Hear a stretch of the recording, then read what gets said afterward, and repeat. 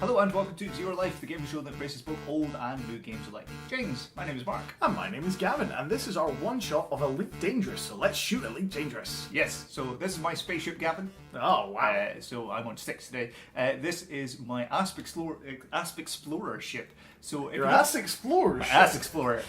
So if you don't know what Elite is... I didn't know you got your degree in proctology. That's the top quality party you're bringing there.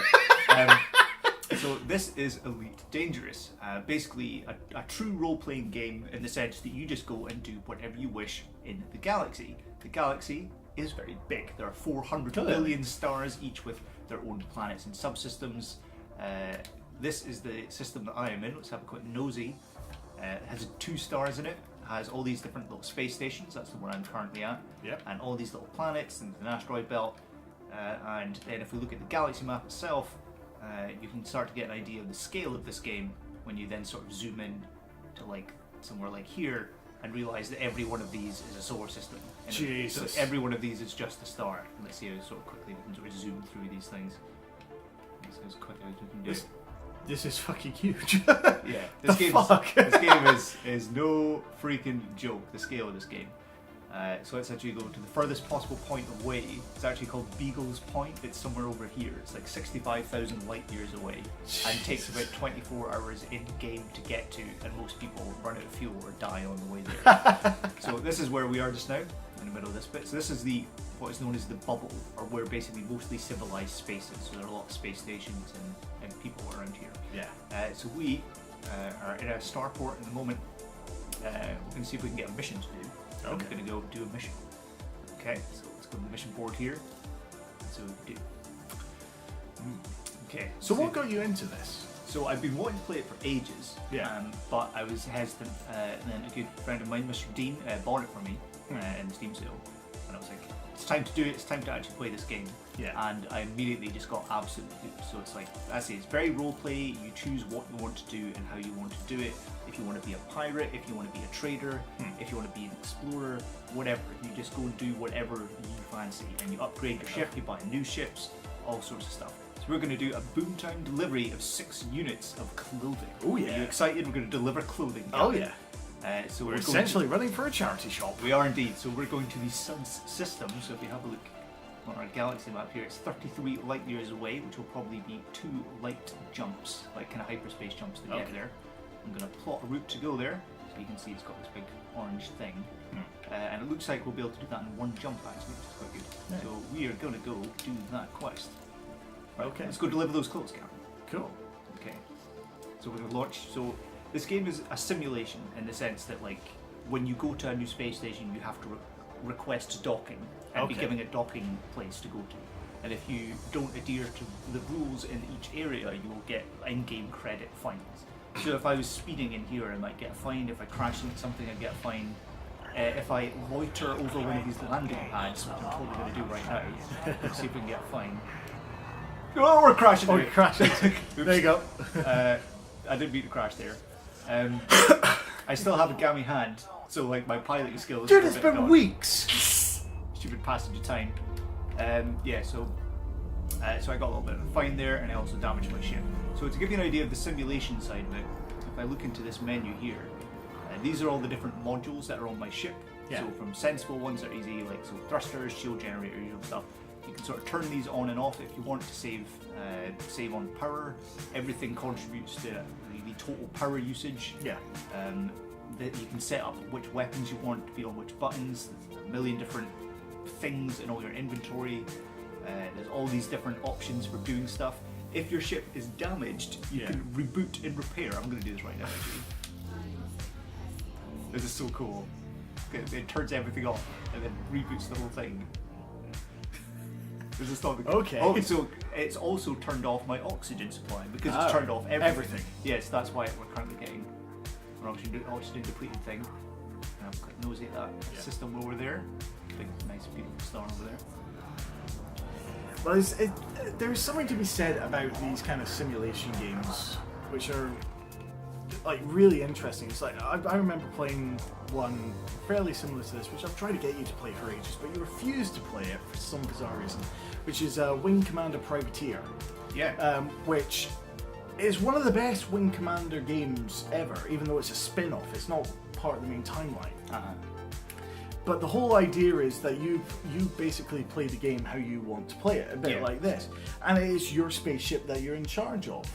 You know, it's like you pay for everything for it. You pay for the parts, you pay for the crew, you pay for the gas. You know, it's the same kind of game, Yeah, exactly. And you know, when you get attacked and when you damage stuff and when stuff gets broken, you get annoyed because it's your ship, damn it. Yeah. It's like death in this has pretty serious consequences, and that.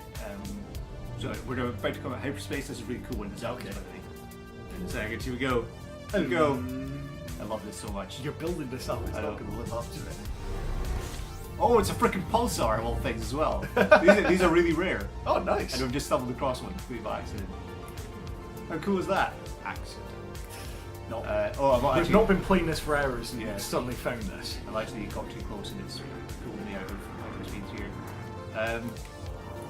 here. So this game is basically like Wing Commander Frontier. And that you can just sort of do anything. It's just the modern equivalent. So we're actually playing on the expansion version as well, which is really Dangerous Horizons, which has stuff that you can land on planets as well, in your little buggy and drive around planets. There's also the Thargoid invasion, which are the aliens. There's so there's like random people are getting attacked by aliens in this game. This is an online kind of MMO style thing. I'm just waiting for my hyperdrive to recharge for it to point. It's cool. So the game's still sort of expanding and evolving. Which is really cool. No, that's great. That's especially for someone like this. You know, you need to just keep expanding because there will be some lunatic out there who has explored everything. There is 0.0025% of the galaxy has been explored. Okay. Between everyone. That's the total that's been explored. Alright, well. Shush my mouth. Yeah, so there's 400 billion stars. Yeah. There's a lot of stars, and each one of those has their own systems within them. It's the size of this game is But you got to know no the programmer at some point who's got laser and just copy pasted a couple. So here you can see like how cool suns look, or stars rather. Yeah. Well, technically it's a sun. You know, our sun is a star. Yeah. So it's actually, my heat is getting a bit high. You can see some steam coming off my console, console here as we fly around. Slightly toasty. I'm going to see if I can plot a slightly quicker route to this place that we're trying to go here. Yeah. We're looking quite a long route. Navigating this map is a bit fiddly, I will say. Especially with half your fingers. Half your fingers, yeah. There it is. Nope. There it is. So you can plot routes that'll kind of figure out which systems you need to jump through. So you can do an economical route, or we're going to do a faster route so you don't have as many jumps. Okay. We might be able to get one more jump, I think. Yeah, we will. Okay, so a huge jump. Yeah, so you do spend a lot of this time in this game just kind of driving around in space. Yeah. And just seeing stuff. And it's one of those things. It's hard to describe why this game is so engrossing because to the outside it would probably look very dull, but it's a very relaxing, methodical game. If you've got a podcast to listen to or just want to zone out listening to some music, it's like Euro Truck Simulator. The same thing. You know, people just you zone out and relax, and it's great. Okay, so we have arrived at the system that we need to arrive at. Okay, which is good. So what we're going to do is have a look at our console over here, which tells us this is our mission here, our blueprint delivery systems of clothing.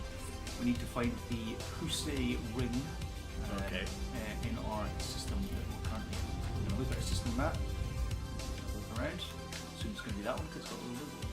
Okay, so we're going to fly to this spaceport here. Okay. So for reference at the bottom, next to my radar, we have currently travelling about 10C, which is 10 times the speed of light.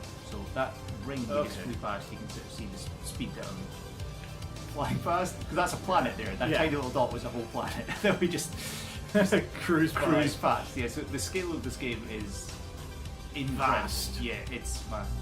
Yeah. So like things can look tiny. Yeah. So if we actually quickly look at the system up here, this planet we're about to fly past. It's an Earth-like world. And you can see that as we get closer and closer, how big everything is.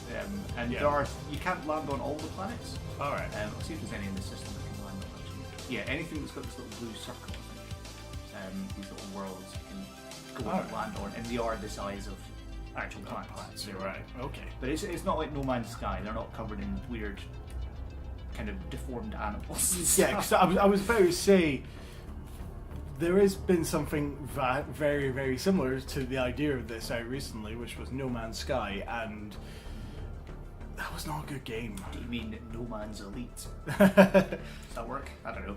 Do you mean No Man's playing it? Okay, so here we have arrived at our station.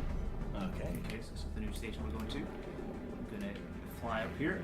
So, as I alluded to earlier, we need to request docking.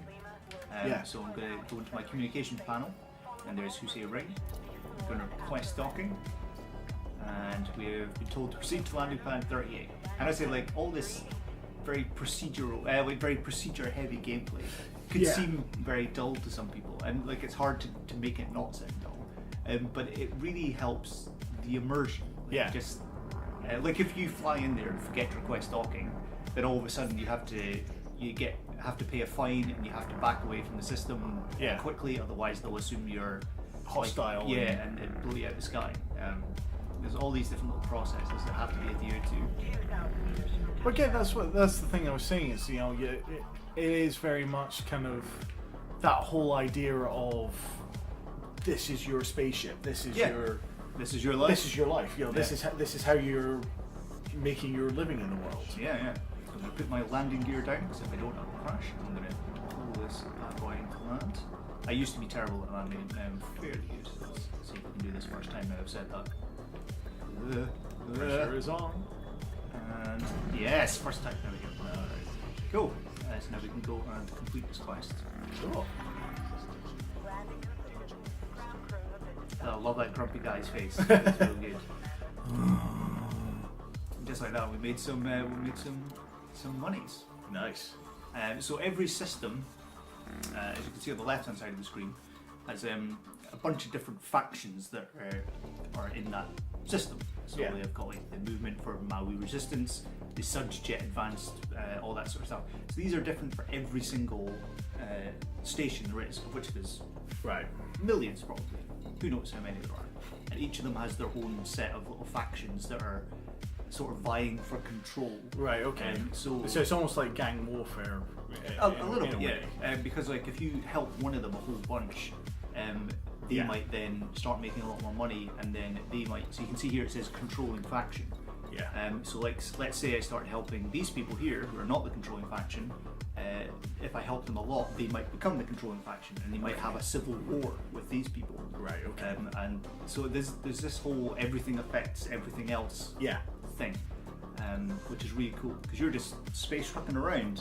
But you're having all these little effects, and even though I'm playing in a solo server, so there's only me in this galaxy that's a real player. Even when I'm playing like offline, essentially, everything's still connected. So like if other players are coming to this place and doing stuff, that will affect my game too. Everything always transits back and forth. So it does require a permanent online connection, even if you aren't playing online with other people. Right, because it's got to feed out the data to it. So the data's constantly going in and out. Right. Has that been an issue, the always online? I have had a few disconnects just temporarily, where it's just dropped from the game just mid-flight, which has been really annoying. Oddly enough, when I played the online, like fully online thing, I don't get those dropping. It's only when I play solo. So the lesson here is just keep playing with your pals. Yeah, pretty much. So like, in addition to all that, then there's three major factions. I think there's the Independence, the Alliance, and the Federation that you can help. And in addition to that, we see all these lovely little coloured blobs. There's, I think, how many things we got here? There's all these different kind of internal factions that are sort of vying for the power of entire areas of space that you can then help. And I've not even got into any of this stuff yet. It's the depth of this game is ridiculous, and this really gives you an idea of the scale of this game. This is pretty much occupied space, Right. Again, most of which is actually not occupied. And then you zoom out and you see how tiny that is compared to everything else that's still to be explored. Yeah, it's crazy. And like when you explore new systems, new planets, you can get notifications if you're the first person to ever find that place. Oh, nice. And your name will be on it forever. So if we find a place quite close that will have definitely been explored. Let's see, down here somewhere. Still don't choose this one here. If I can find it.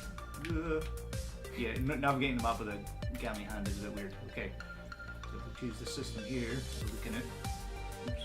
Oh, system map unavailable. Oh no, my plans to demonstrate are failing. Everything's gone awry. Panic. Why can't I find anything that's discovered, Gavin?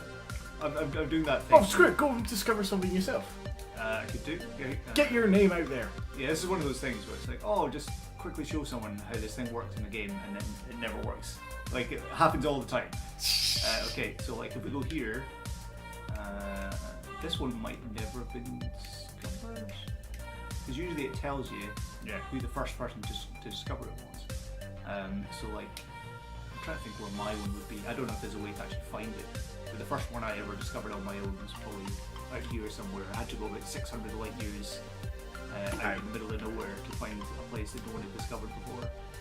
But it's awesome, just kind of venturing off into deep space. Well, that is, again, that's actually quite a great selling point of it, is that that's you in the history books, essentially. Yeah, you're there forever, and there's people who have got like entire space stations named after them and all this sort of stuff as well, because they've maybe been part of the community in some way, and the people who make the game have kind of taken note of that. Yeah. So that the furthest possible point away is called Beagle's Point.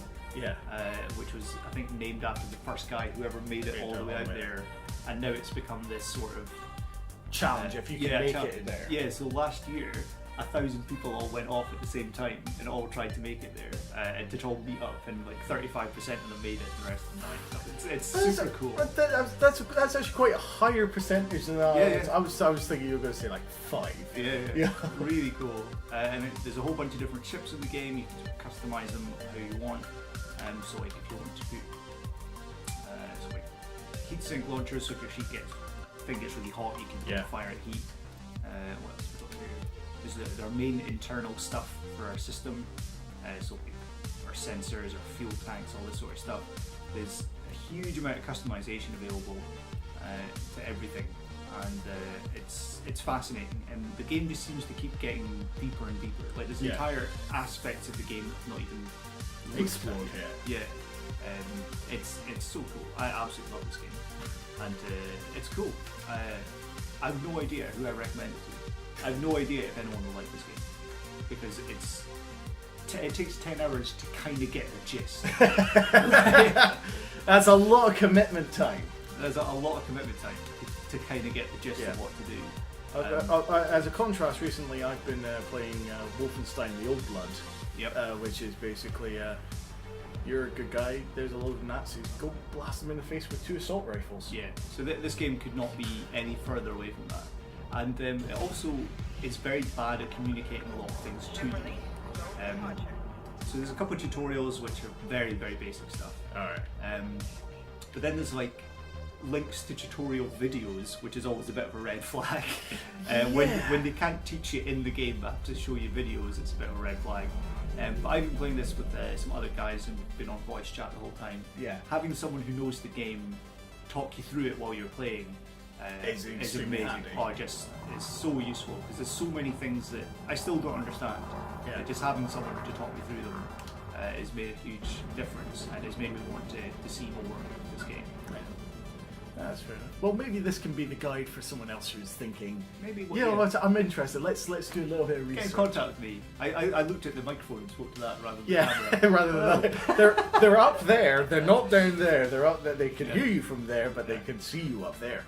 Yeah. If you're interested in getting into this game, and you know me like on Facebook or whatnot, give me a shout. I'll halfway take you through it. This game is fascinating. If you want, I'll throw out your Steam handle, and people could maybe grab you through that. That's it. Yeah, I think it's MarkZerolifePodcast.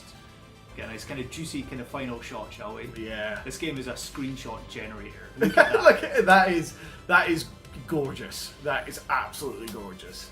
I'll love grant you this that game. much. It's exploring to the middle of nowhere to a place that you know no one's ever been to, and getting a photo like next to a sun or like a planet with the rings and asteroids, and knowing that no one will ever the likeliness of anyone ever being in that point ever again is essentially zero. Yeah. It appeals to something a little bit in here. It's that wonderful kind of feeling of I'm the only person that's ever going to see this. Yeah, it's should be trivial because it's all a big algorithmically generated galaxy, but it really doesn't feel trivial. It's almost in the same way as like kind of like your Minecraft initially. Yeah, exactly. It's Minecraft. It's a procedurally generated world that's all yours, and no one will ever. Well, with Minecraft, you can generate a seed, and people could play in the same world as you. But more than likely, your world is the only one that you're ever going to see. Yeah. And no one else is ever going to see the cool things that are in your world. And that's it. That's the beauty of this game, is seeing something that is yours and yours to cherish alone. And with that, ladies and gentlemen, thank you for joining us on this Zero Life one-shot little shallow dive into just the grain of sand beginnings of Elite Dangerous. I don't think we could go much further in. And have we got 10 hours? Because I don't. I have to edit this fucker. 10 hours? What a scrub. You're not going to get anything done in 10 hours. Fucking hell. Thank you for joining us.